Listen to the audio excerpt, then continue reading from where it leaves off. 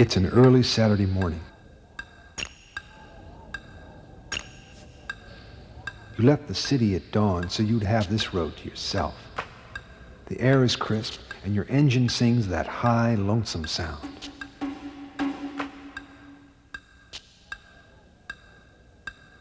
This ride has been smooth and fast, and you can't help but smile. This is as good as life gets.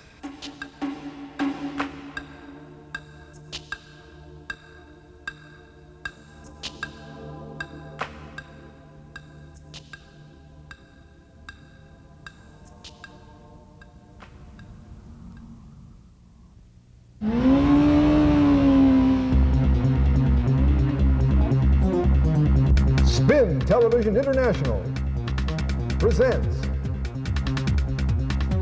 On the Power Band,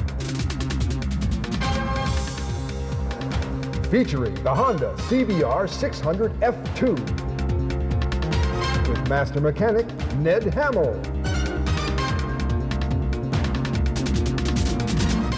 and four-time American Federation Motorcyclist Champion Jim Jepson.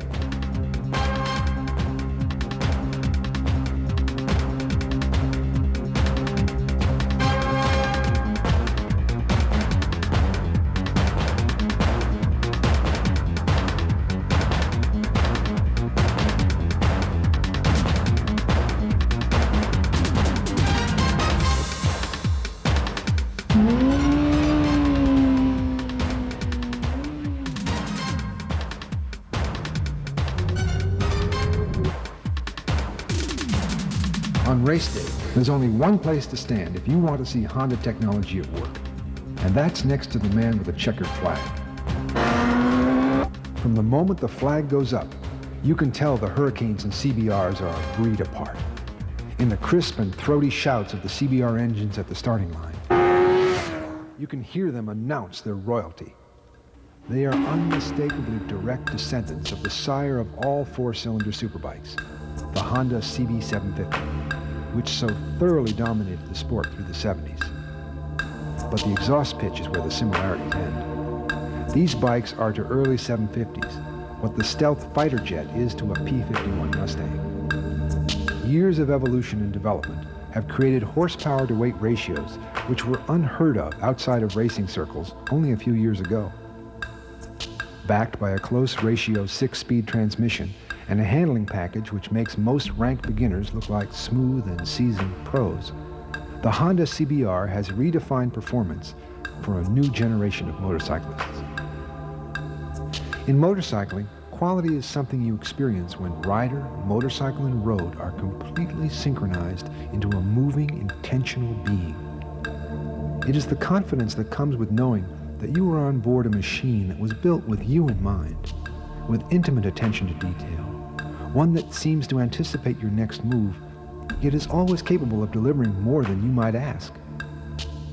It is the exhilaration of understanding that years of thought and action of both rider and craftsman have produced this moment on this road, on this motorcycle. It is the joy of knowing that it doesn't matter where you're going because getting there is so much fun. And it is the satisfaction at the end of the day in the garage that tomorrow is just hours away and it can all be done over again.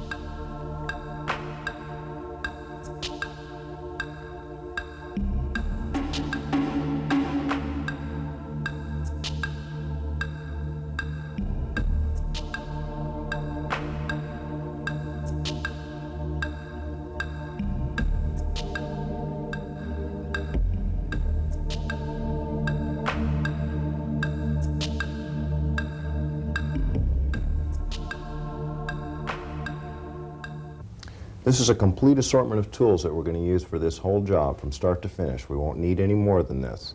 We don't have a lot of strange things here. We've got some bent needle nose pliers, a little bit different, standard ratchets, some screwdrivers, a couple of extensions, a couple of metric sockets. We've got an 8, 10, 12, 16, and 17 millimeters in deeps.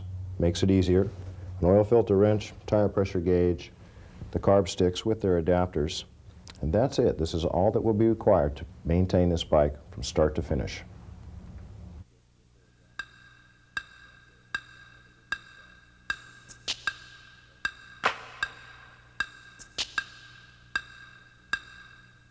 I'm Ned Hamill. I'm going to help walk you through a tune-up and service on this 1991 CBR Honda 600.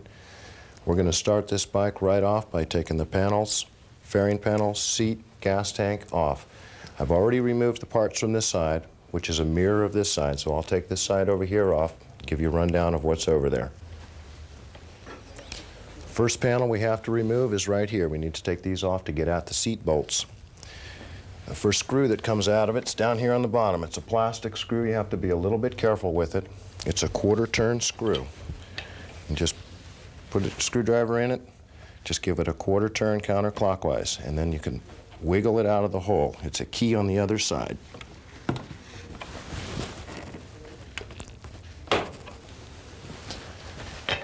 Then behind here, there's rubber pegs. You want to be careful on these and kind of pull on these straight out. Sometimes they're a little hard, but if you pull crooked and sideways, they can break off. Just pull them out. There's another rubber peg back here. Again, you just put your fingers underneath and pull. There's one more back here. Release that. The top piece pops off. Just kind of get it out of your way. Next piece to take off is this fairing inset right here. Same thing, we've got two quarter-turn screws in this. Just turn them a quarter turn, you'll feel them. They pop when they release. Just pull this out. Let it come out this way. If you try and pull straight off, you'll break the tabs on them that are over here. You have to turn it out. When that piece is removed, we've got Allen bolts to take off of this main fairing piece here.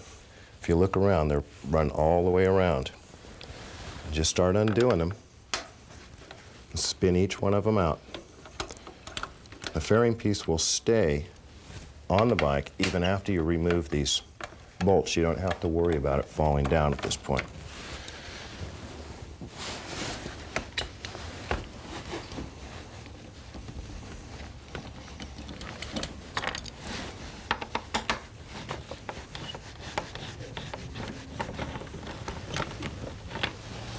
Now all these bolts are exactly the same on the other side. We've just already done those, but it's the same exact picture.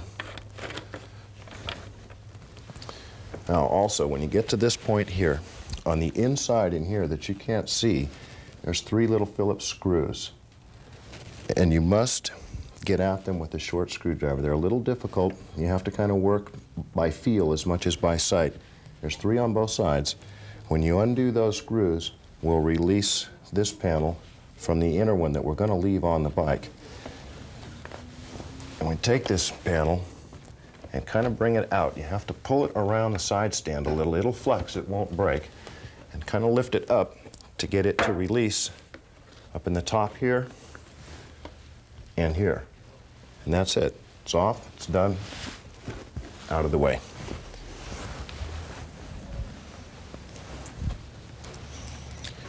I try and keep all the screws for each section that I've done together in one pile.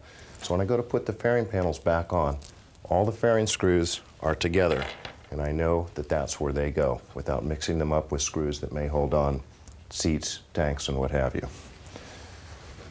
At this point, I'm going to get a wrench out to remove the seat and the gas tank. It's very simple. The seat, we need a 12mm socket, a ratchet. Just undo the two bolts that hold it on. There's one on both sides.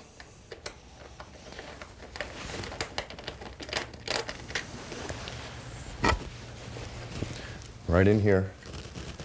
Mirror on the other side.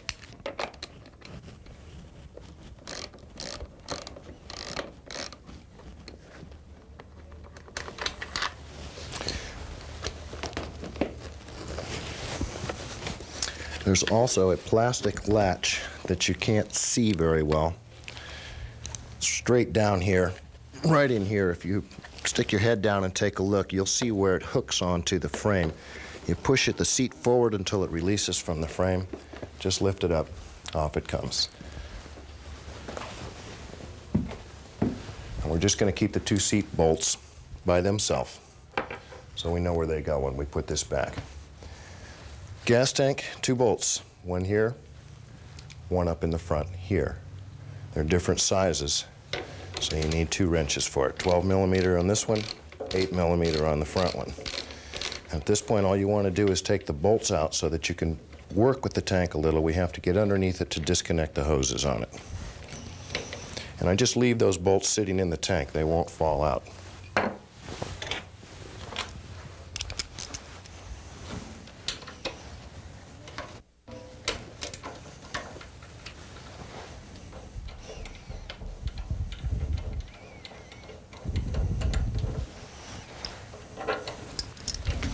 At that point, the gas tank is now free from the frame.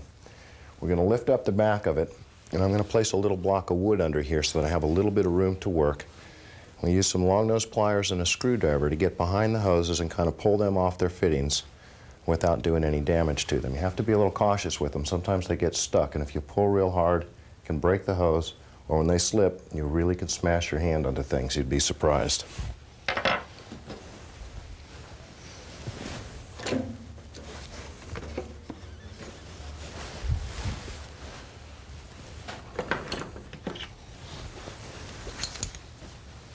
Now the hoses for this, we've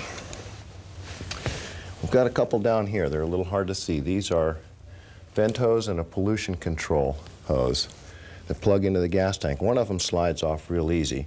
The other one has a wire clamp on it that you have to squeeze together with your pliers to release it. Once you squeeze the clamp together, just pull the clamp down and see if the hose will release easily. If it won't, get behind it with something and push from the top side so that you make the hose fatter as you push it off. If you try and pull, it pulls together, locks itself onto the fitting.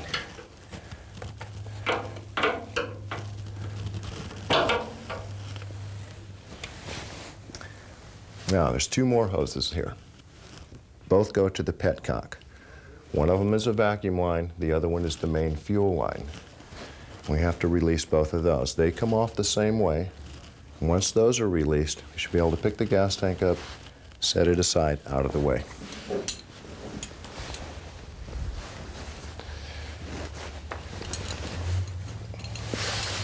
These hoses are a little easier to see from this side of the bike.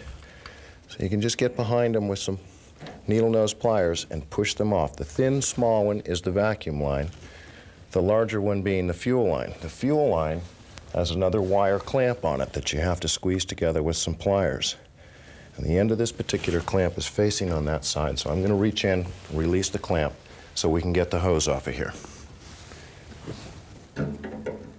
It's a little awkward, but you can do it. Once the clamp's released, again, we'll get behind the hose, and we're going to slide it off.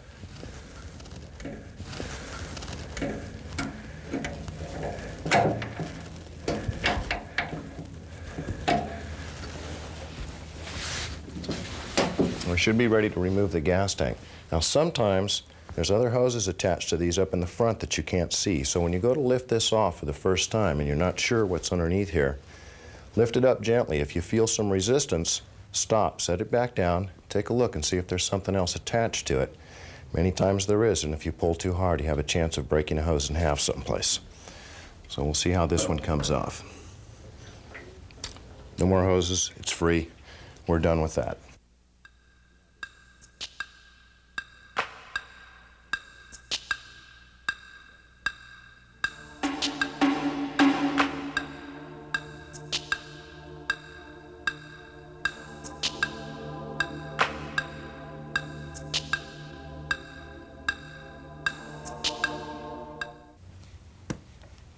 Well, we're removing the top of the air box now. It's just a matter of undoing all the screws around this top half.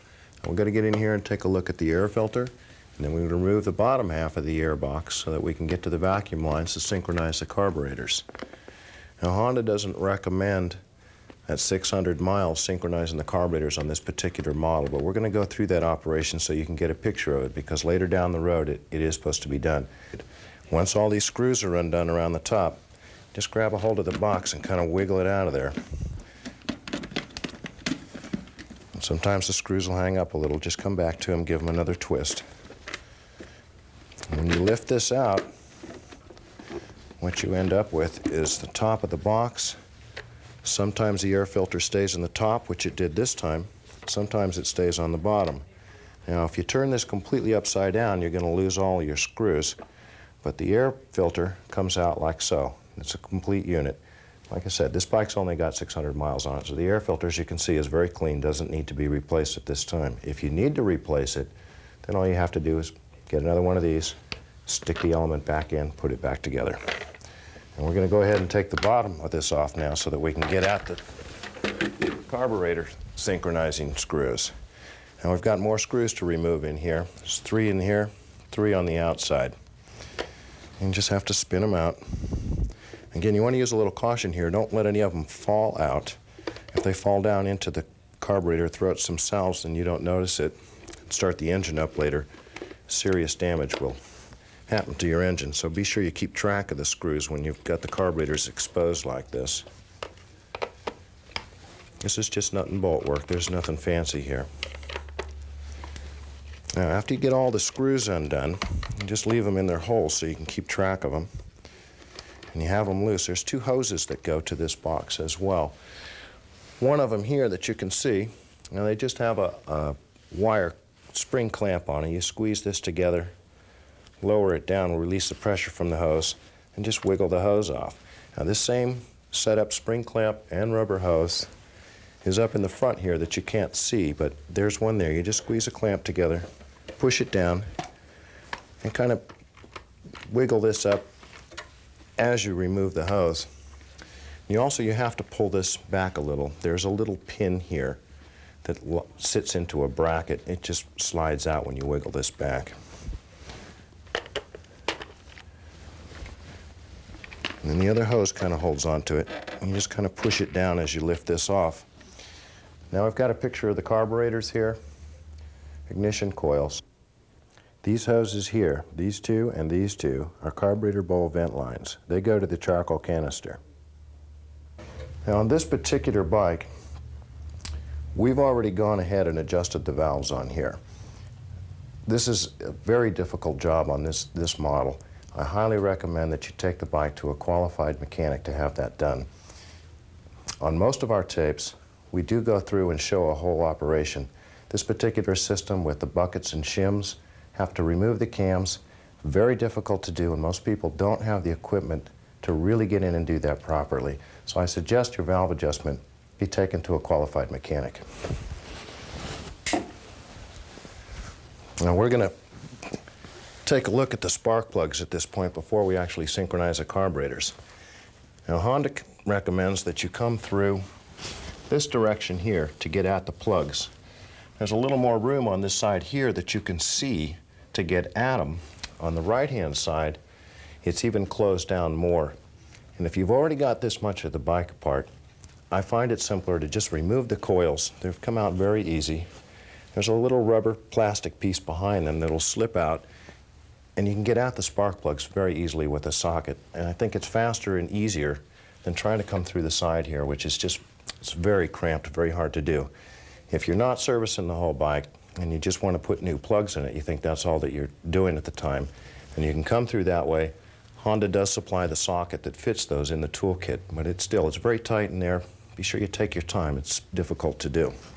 So we're going to get the coils out of here and remove this plastic piece, and you'll be able to see what's behind there. It's pretty simple, pretty fast. The coils just come out with 2 bolts on the top. There's 4 bolts actually that you can see, but each coil you only undo the brass colored bolts. The silver colored ones, just leave those in there. You just spin them out. Now the wires that come out of the coils are orange, very easy to see. Your spark plug wires. They come out the bottom down here. The wires that come in and feed the coil have a quick disconnect. If you follow the wire along, you'll find a quick snap fitting inside of here, a 2-prong. You just undo that instead of removing the wires off the coil. This is easier to keep track of them this way, and you won't get the hot lead crossed with the negative side of the coil by just leaving it connected there. To get the coil out of the bike and completely out of the way, these black plastic nuts on the end of the wire unscrew. They're not usually really tight. Sometimes you need pliers, sometimes you don't. If yours are tight enough that you need pliers to unscrew them, don't squeeze too hard. They're plastic and they'll shatter. Always try and get them off with your fingers first. Many times they'll spin out like this. You just unscrew them off the coil, and the coil wire will just pull right out, and it just stays there. You do that to both of them. I'm going to do the exact same thing to the other coil. And what you want to do in the process of this is keep track of the coil, what side it came from, so you can be sure and put it back where it went. This one is from the right-hand side. When I lay this down on the bench, I'll just put it here. When I pull the other one out, I'm going to put it to the left side. That way I know the one on the right goes on the right, the one on the left goes on the left. If you mix them up, you'll end up firing the wrong cylinders at the wrong time. Now the snap connectors are color-coded so that if you put the coils back where they belong, the white goes to the white, the red goes to the red. That way you know you will have the proper firing order in the spark plugs. And you just do the same operation here. Disconnect that, take out the two brass-colored bolts. That will release the coil, reach down underneath, undo the little plastic nuts that hold the plug wires in, and we'll have that coil removed.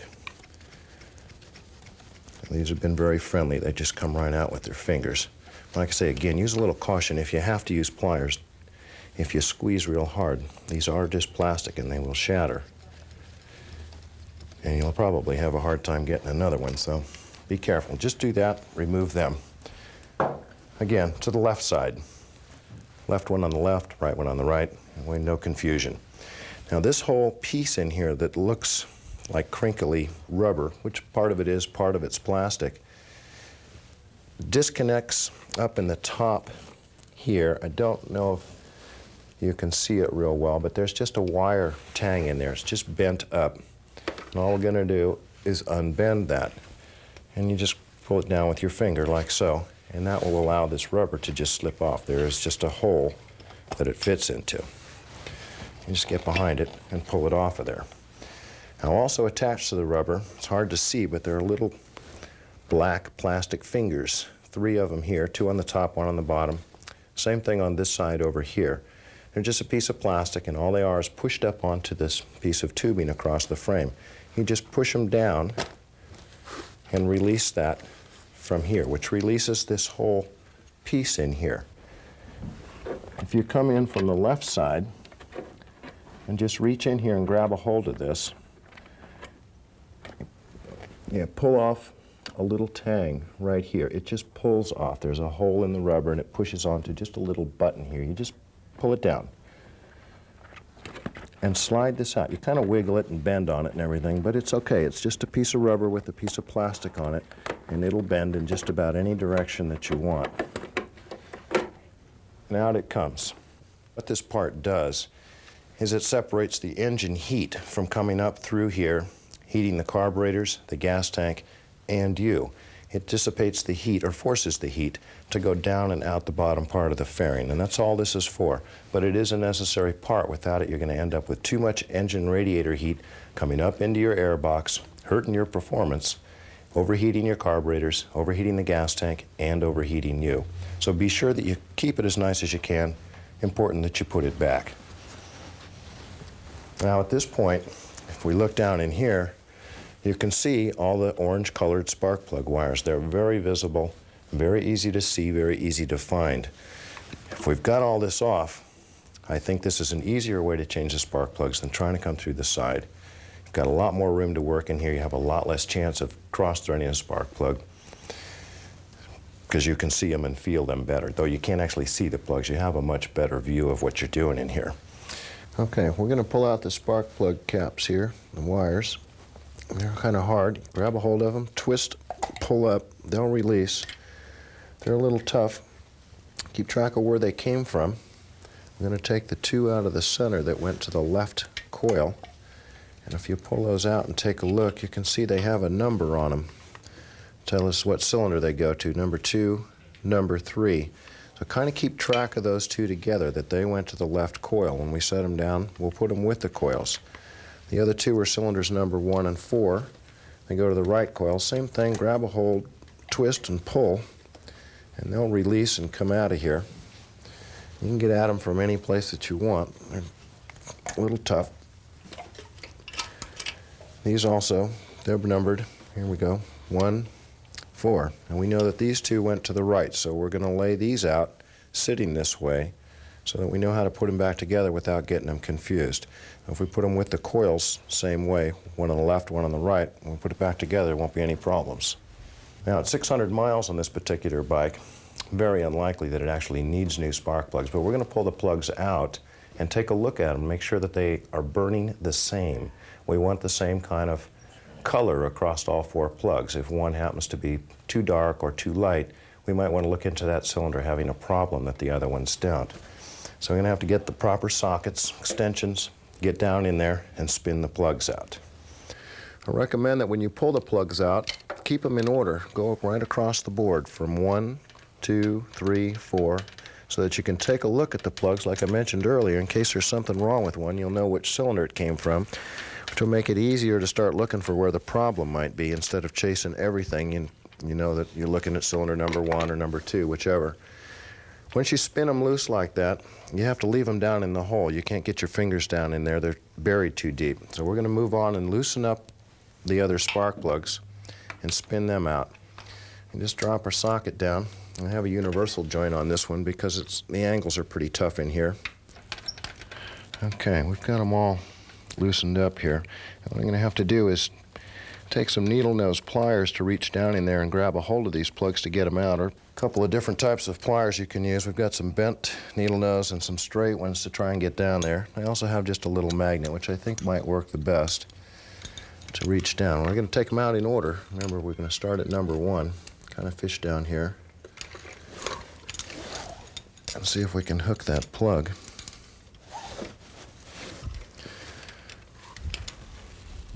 And we got one of them.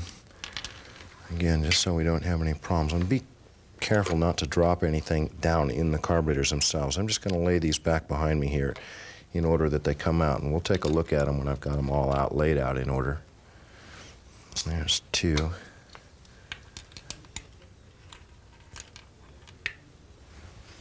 3. And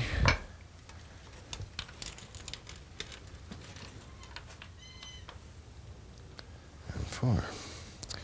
Okay, I'm going to bring these back over to you here, right here. Now all 4 of these plugs look very similar, which tells us that all the cylinders are running the same. You can see how small these are. They're getting down to some pretty tiny plugs in these new machines. We're looking at the color on the electrodes here.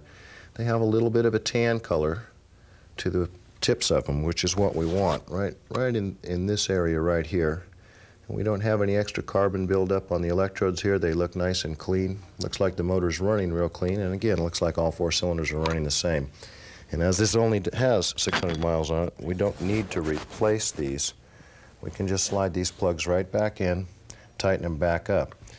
Now these plugs have already been used, so the gaskets on them have been crushed already. So when you put them in and you feel them tighten up, you don't want to give them that extra half a turn as though you're crushing a new gasket on a new spark plug. You just tighten these up till they're snug. You'll feel when they stop. Don't try and over-tighten them or you'll strip the cylinder head out. Now when you put these back in, you want to lay them back in the holes and just kind of lightly let them fall down in. Hold on to them as long as you can so that they don't bonk themselves down on the bottom and close the gap on them.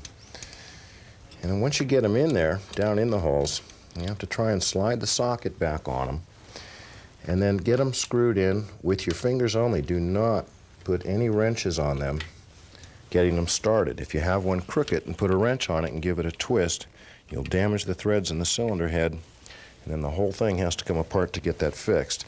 So we're going to lay them down in like that and just take the socket, put it back on, let it fall down onto them, and you kind of just wiggle and twist with it, trying to hold the socket about in the center of the hole, and make sure that you can get that plug to screw all the way down with your fingers before you try and over-tighten them. And if you feel any tension or binding, stop, back up a little bit, make sure that they'll spin down.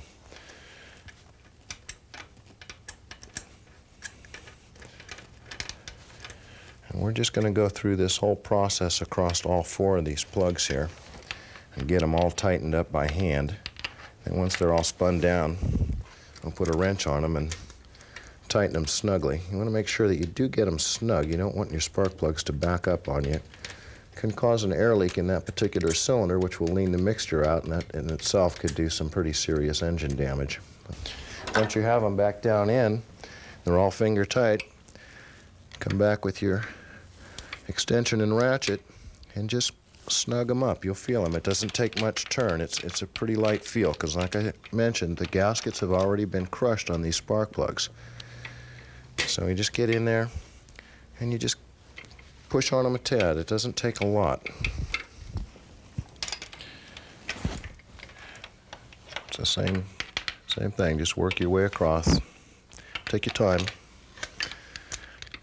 Bike's not going anywhere.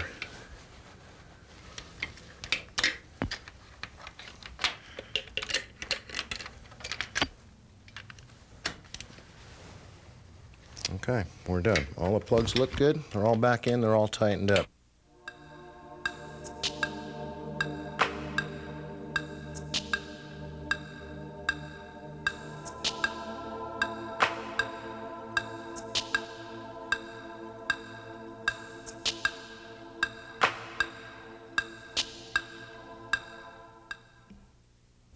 Well, we're going to install our spark plug wires back on the plugs now.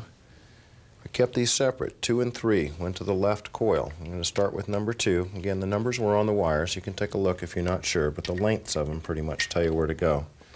Get them down on the plug, push down and wiggle on them until you feel them snap down all the way. Check to make sure they're sealed all the way around the valve cover. The idea of that is to keep gravel, sand, moisture out of going down into where the plug sits. That's why they have these caps on them to start with. And you just have to work your way across each guy one at a time. Same thing. There's no room in here, I know, but it's no options. Whatever angle you can get at them. Try and feel them onto the center of the spark plug. Push them down, wiggle them. And again, check to make sure they're seated down all the way. Just like that. We have our other guys. We know 1 and 4. Where they go over to the right coil. I'm going to go through the same thing on these. And just have to feed the wires back in the same area that they came from. They don't have to be exact at this point because we're not going to hook them up to anything until we get the coils in here. And just push down, wiggle on them. Make sure they push down all the way. One more time and we're done with that. And then after you get the spark plug wires on, push down here, sealed up, just like that. Okay, now we're ready to reinstall this heat deflector shield. And it fits back in the same way it came out. Remember, it's pretty flexible, so you can just kind of push it in and help feed it through from the center of the bike as you bring it in from the left side.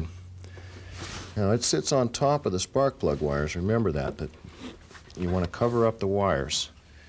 All the wires that are in here, or the plugs, stay underneath this, except for the ends of them where they go to the coils will end up sticking up in the corners.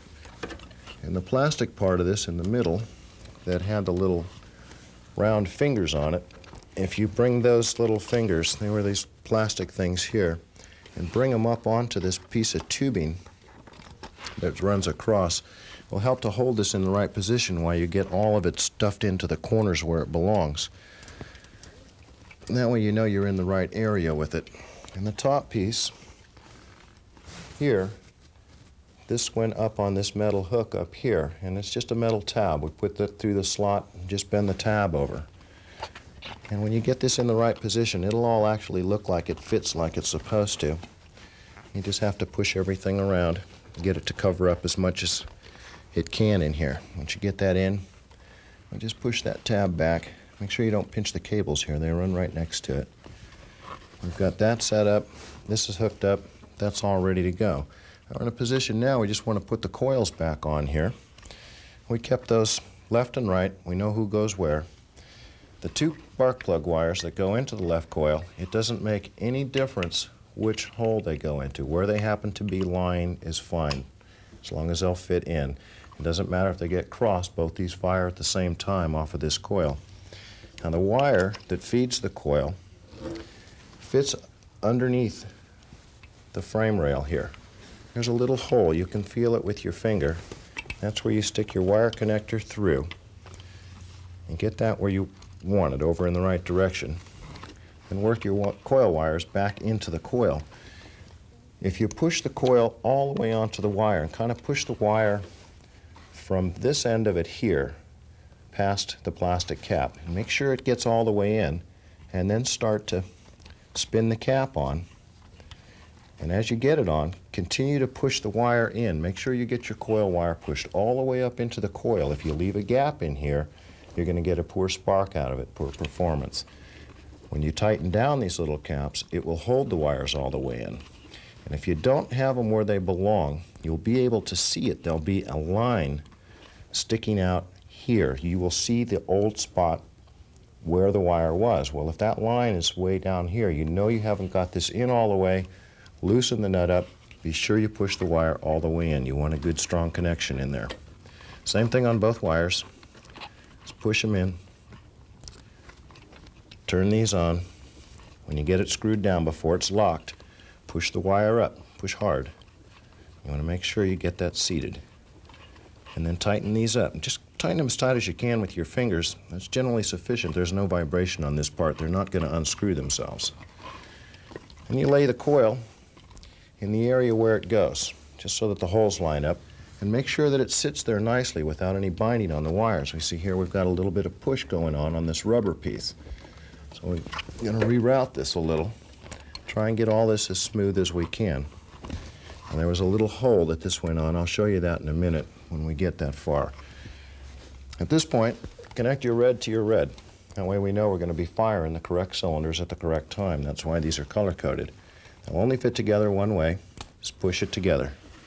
And for now, just let it sit. There is a little wire clip that it fits into. We'll get over to that in just a moment. We'll put the other coil on first. Now we're going to repeat the same process over here. It's the same thing. We're going to feed the connector through first. That way we know we've got it where it belongs. It's just there. I'm going to take our spark plug wires that are on the right-hand side, push them into the coils, and do the same thing. Tighten the nuts up, push the wires all the way in.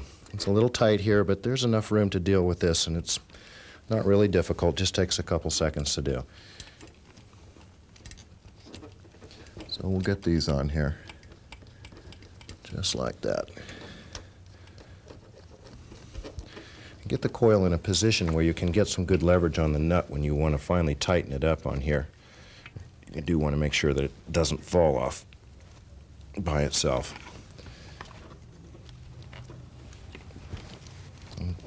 Just try and feed the wires whichever way they feel the smoothest for top and bottom. Again, it doesn't make any difference which connector they go into.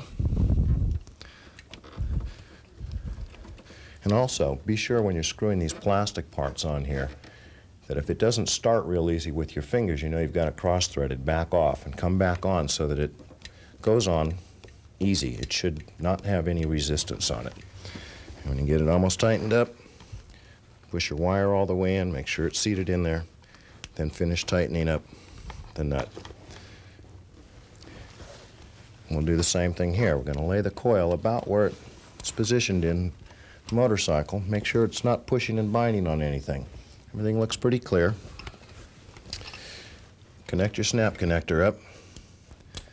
Now, this is probably a little difficult to see, but when you're looking in here, you'll see it on this plastic and rubber piece that we put in. There's a couple little black tabs down here. Maybe we can point these out and you'll see them. What they do is they hold these connectors down. I don't know if they're hard to see, but they're just little pieces of plastic sticking up. And there's 4 of them. And what we do with them is these wire connectors will sit in those little black tabs, and you just set it in there and kind of push it down, and it holds them there. It's just a little clamp thing that just holds them in there. And you just have to push them in. Don't push hard. Don't force anything. It's not a real critical deal, but it does keep these from bouncing around, possibly getting shorted out on something. It just holds them into place down here. It doesn't matter which one goes where. It really doesn't have much effect on anything. You just want to get them in there so that the the wires are out of the way and keep things kind of neat and tidy in here, even though it's tough with all the stuff that we have to deal with.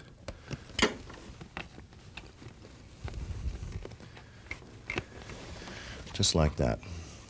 At that point, I just grab the 4 bolts that we took out that held the coils in. Start these with your fingers first, both of them, before you tighten one up. Make sure that you don't force the bracket sideways, which would cause you to cross-thread or strip the second one when you try to install that.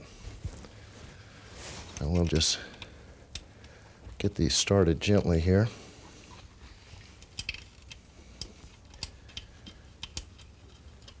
Like that. And we'll just come back and tighten these up. Just tighten them up snug. You don't have to put a tremendous amount of pressure on them. Obviously, we don't want them to fall off, but you can feel when these bolts are going to stop. When they stop, that's adequate. Don't keep turning. You're not going to accomplish anything other than breaking a bolt or stripping some threads. Just like that. All this is back together in a situation where we want it to be. We want to get this thing running in a few minutes so we can synchronize the carburetors.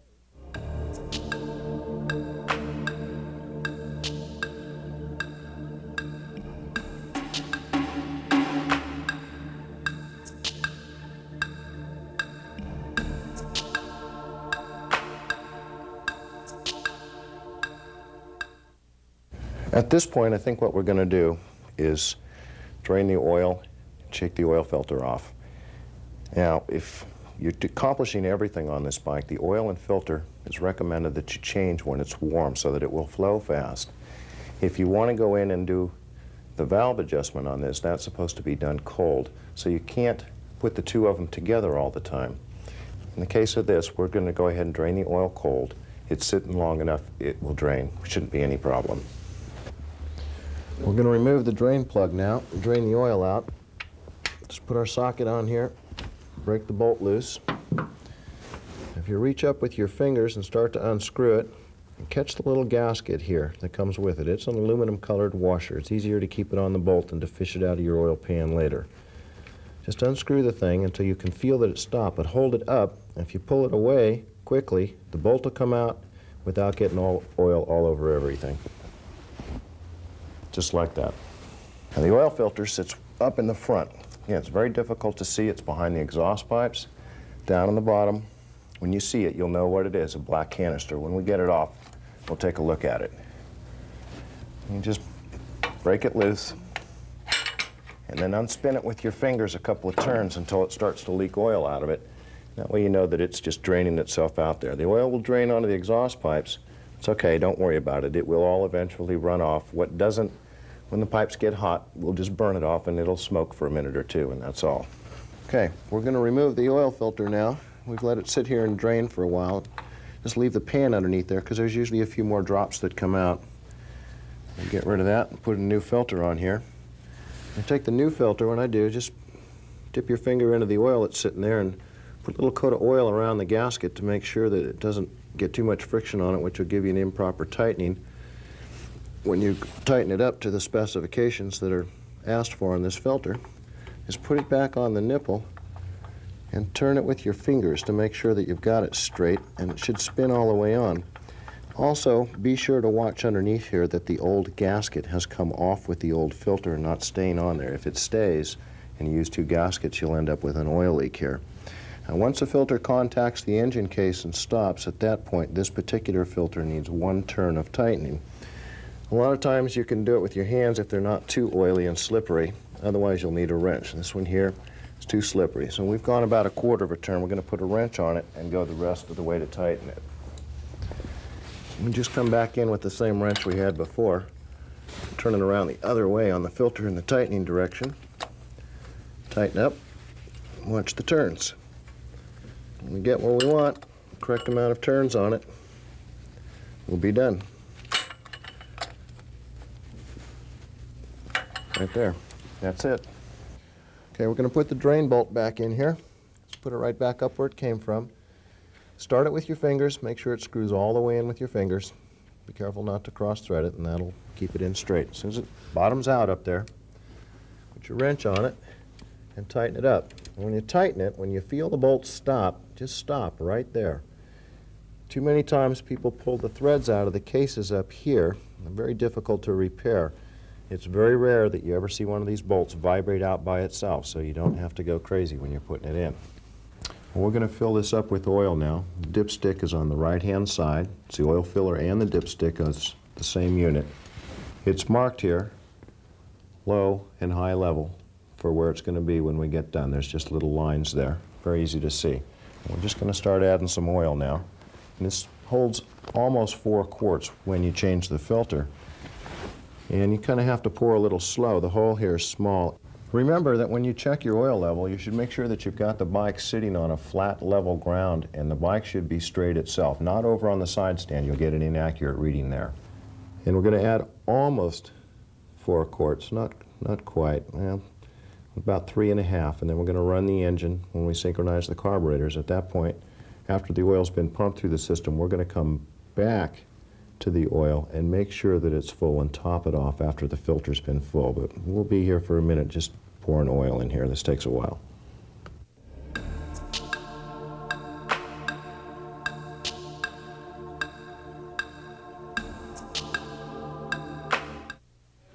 Okay, we're cooking along pretty good here. We're just about getting ready to run this. We're going to get rid of this oil down here. And please, when you get rid of your oil, don't throw it out in the street, down the gutter or something. Take it to a service station or a recycling center. There's plenty of them around. Let's put it there. And we're going to get into synchronizing these carburetors. This is the tool we're going to use for this. It's called a carb stick. What we've got here is 4 glass tubes, hollow, mercury in the bottom, hoses that we're going to hook up to the carburetors. And when this runs, the mercury is going to come up these tubes. All we want to do is get it in the same plane here. We don't care whether it's up here or whether it's down here. We just want to keep it together. It's pretty straightforward. There's another system you might see if you have a manual on this. They use what they call vacuum gauges. You'll have 4 gauges on a rack that you mount somewhere. Rubber hoses come out, you hook them up. The gauges have needles. You just set the needles so that they're all the same. I find this to be a little bit more accurate. The needles have a tendency to jump around a little bit more than the mercury does. This is also less expensive to buy. One of these is a one-time purchase. It'll work on most any motorcycle. You buy it, you can use it on everything for a long time. One of the fallacies of carburetor synchronization is a lot of people really feel like my bike's not running right. I got to take it in and have the carburetor synchronized. No, that's not so. Carburetor synchronization is a matter of setting all 4 cylinders so they're the same. We're talking about being on the same plane, not with one up, one down, one pulling more or less vacuum, which means it's stronger or weaker than the other cylinders. This is primarily noticeable at idle speed. Once we're going down the road, this really doesn't have a lot of effect on it. This is not adjusting the mixture in the carburetors. This is only setting them so they run the same. So we're going to go ahead and hook this up, get this going, and get a picture of what's going on here. Find it easy if you take these, put a little wire hook on them, you can hook them right on the handlebar.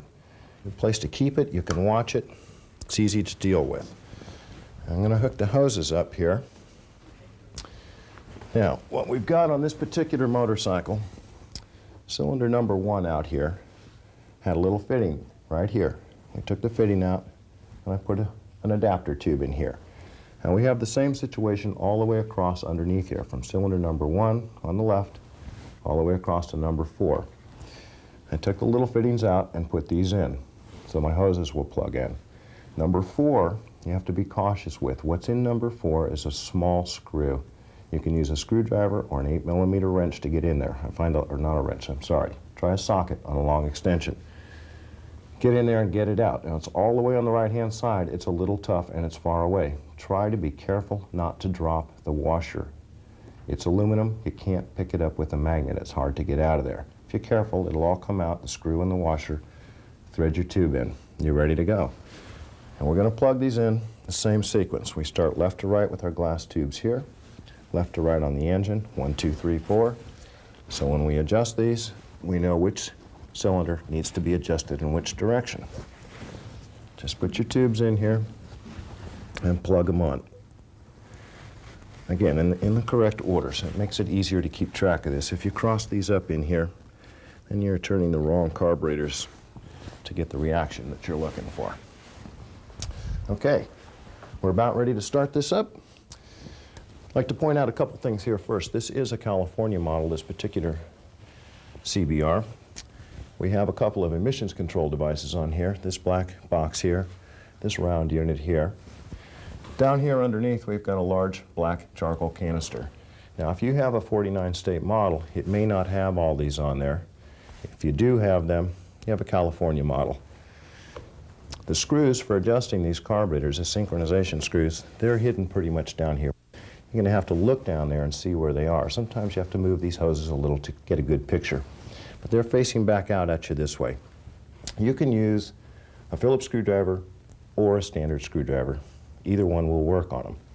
Now cylinder number 3 right here is fixed. This is our reference carburetor. This one is not adjustable. We have to adjust 1, 2, and 4 to wherever this one is on the carb stick. We're ready to go. We're going to start this up and go ahead and adjust these carburetors.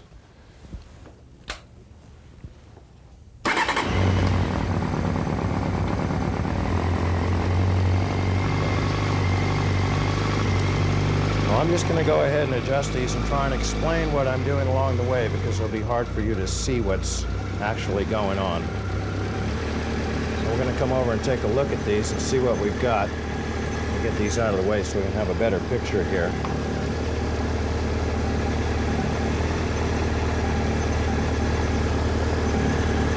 Now if we take a look, you can see the heights on these in here. They're definitely not together. And we want these all in the same plane. Now remember, number 3 here, this one is fixed. So we have to adjust the other ones to match that. So we're going to come in to number 4 here and move that one. Again, it's a little difficult to get down in here, but if you take a peek, you'll be able to see it.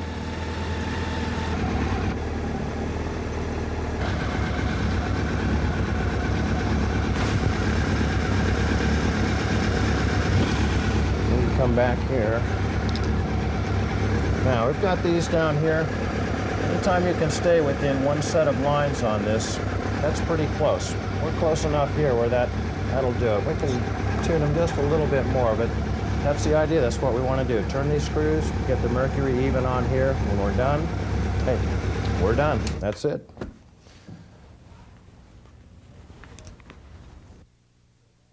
We're just pulling the tubes off of the fittings here. We're going to remove the carb stick and get it out of the way because we're done synchronizing these carburetors. What we have here are the adapters that we removed from underneath the intake manifolds to put the carb stick adapters in there so we could synchronize the carburetors. I've got these in my hand. I'm going to show you what they look like and where they came from. These first 3 are all the same. These are brass spigots here. They go in cylinders 1, 2, and 3, the order I have them in my hand here. The 4th one is this screw up on the top. This went in cylinder number 4. On number 2, in the middle, was this little vacuum plug plugged onto that. On the other one, number 1 and number 3, the hoses that we pulled off of those are still sitting down underneath there, and we're just going to plug those right back on. And you'll be able to catch number 1 going in there, and we're going to go ahead and do that right now. Be very cautious with these. They're hollow and they're soft. When you tighten them up, they can break real easy. Now the other ones that were underneath, I've already put those in. They're very difficult. Be patient, take your time. You can get them in, and just tighten them just gently. This particular outside one had this vacuum hose plugged onto it. And that's it. Those are all done underneath there. We're done with all of that.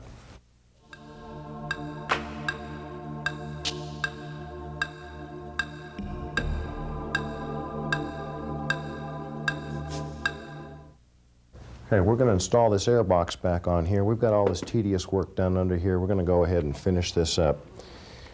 Just take this front pin here, it fits in that little slot, slide this back down where it came from. It kind of fits right back on. It's pretty simple. Run the screws down.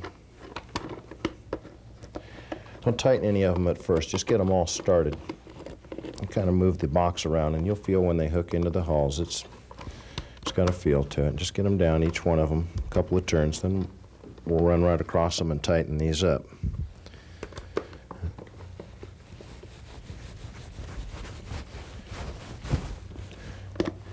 Be sure you get these ones inside here snug down. We don't want them to vibrate out and possibly work their way down into a carburetor, so be cautious with them. And just work around to here.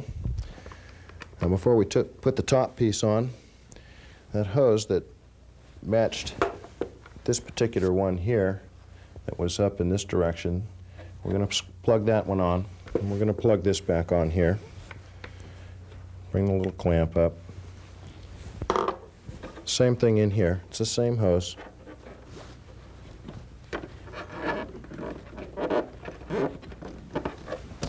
We just put the top, the air box back on with the air filter.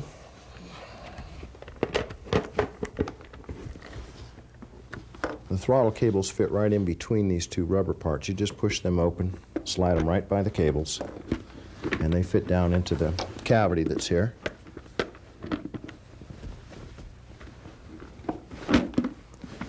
And this air box, you'll feel it when it pops onto place. It sits itself there. We're just going to run right around the top of this here, tighten all these screws up.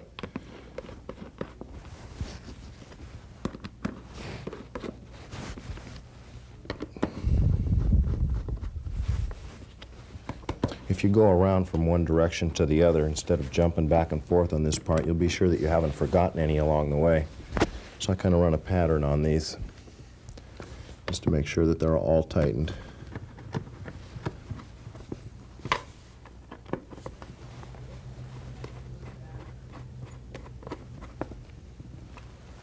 And that's it. Just be cautious when you tighten those down. We've got this all finished. We've pretty much finished all of our mechanical business. We've got a few more external things we're going to take a look at, and we're just about ready to go ride pretty soon.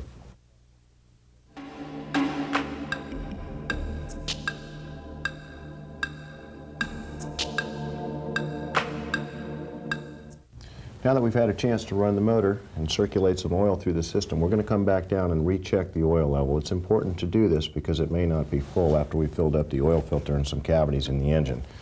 So we just get back down here, pull this out. We're going to wipe off what we have on here. We've splashed it around, and we'll start off with it clean. Now we're going to set this back in the hole. We're not going to screw it in. We just set it in there, take it back out, and see where we are. Well, we're down just a little bit, so we're going to add just a little bit more oil to bring this up to the full line. Be cautious not to overfill this. We don't want to get too much oil in here. It's very normal after you've run the engine and it pumps it through the system for it to be down a little, and it's important that you come back and make sure that you check it and top it off so that you are full before you take it out for a ride. And we add some. We'll just check it again real quick, make sure where we're at. We should be in about the right spot. And we're right up to the full mark here. So that's good. We're just going to move on. We're going to take a couple of quick visual inspections of some other things over on this side. And I want to just briefly mention that we have a sealed battery in here. This is the non-maintenance type, so we don't really have to do anything with it. If the battery gives you problems, you just take this cover off and replace the battery with a new one and put the cover back on. Right down here we have the rear master cylinder brake reservoir. It's clear plastic. You want to take a look in here, make sure the fluid level is up to the upper line and that it's clean, which this is. This is a new motorcycle. That's generally the case. Right next to it here we have the coolant reserve tank. This is a clear plastic tank.